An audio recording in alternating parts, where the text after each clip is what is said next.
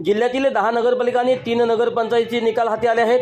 नगराध्यक्षपदी भाजपच्या 2, शिवसेना 2, जनसुराज्य पक्षाने 2 तर राष्ट्रवादी अजित पवार गटाच्या 2 उमेदवारांनी बाजी मारली आहे. उर्वरित 5 ठिकाणी स्थानिक आघाडीने उमेदवार विजयी झाले आहेत. विजयी मिरवणुका काढल्यानंतर प्रशासनाने बंदी घातली होती, मात्र अनेक ठिकाणी समर्थकांनी जल्लोष साजरा करीत प्रशासनाचा आदेश धुडकावला. नगरपालिका नगरपंचायत निवडणुकीसाठी जिल्ह्यात 2 डिसेंबरला चुरशीने 78.87% मतदान झाले होते. 13 नगराध्यक्षपदासाठी 56 उमेदवार व 254 नगरसेवकापदासाठी 800 उमेदवार निवडणूक रिंगणात उतरले होते.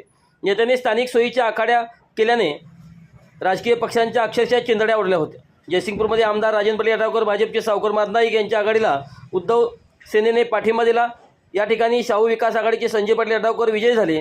तेच भाजप शिरोळात मात्र आमदार पाटील यांच्या विरोधात जनसुराज्यचे आमदार आशीर्वाद माने यांच्या सोबत एकत्र आली होती. येथे शिवशाहू आघाडीच्या योगिता कांबळे, शिवशाहू आघाडी पृथ्वीराज यादव, राजू शेट्टी, गणपतराव पाटील विजयी झाले.